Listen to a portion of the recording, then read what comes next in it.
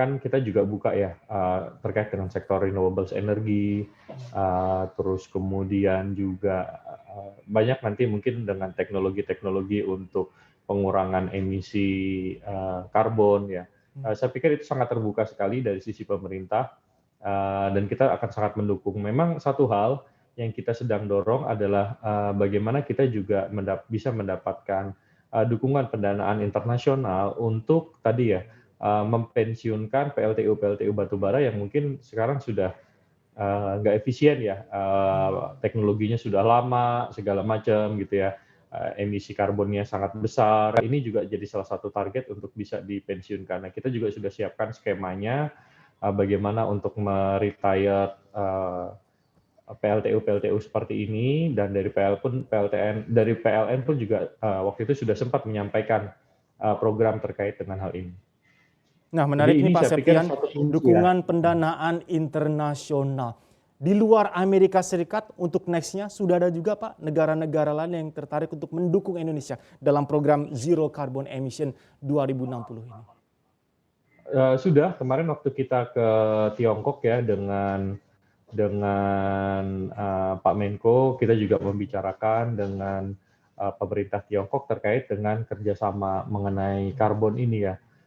Jadi kita melihat gini, Mas, kita melihat ada banyak sekali interest dari luar negeri ya untuk mendorong Indonesia berpartisipasi dalam carbon trading ya, global carbon trading platform ya. Jadi kemarin di Singapura mereka juga membentuk semacam bursa sahamnya ya untuk nanti carbon emission trading ini, dan juga sudah mengajak Indonesia untuk ikut berpartisipasi. Tapi kan kita juga harus melihat gini ya, sebelum kita berpartisipasi dalam hal carbon trading atau carbon emission offset ya yang bisa diperjualbelikan, kita kan harus memastikan bahwa target kita di NDC 2030 tadi ya saya sampaikan minimal 29% itu bisa tercapai.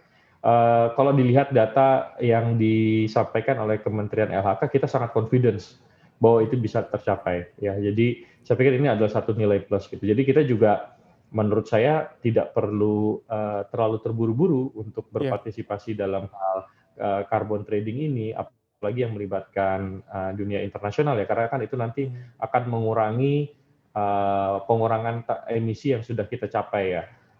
Dan kalau kita lihat sekarang Mas, harga karbon kredit ini naik terus gitu ya. Benar. Dan bukan tidak mungkin nanti dalam waktu 1-2 tahun ke depan ini bisa mencapai $100 per tonnya ya.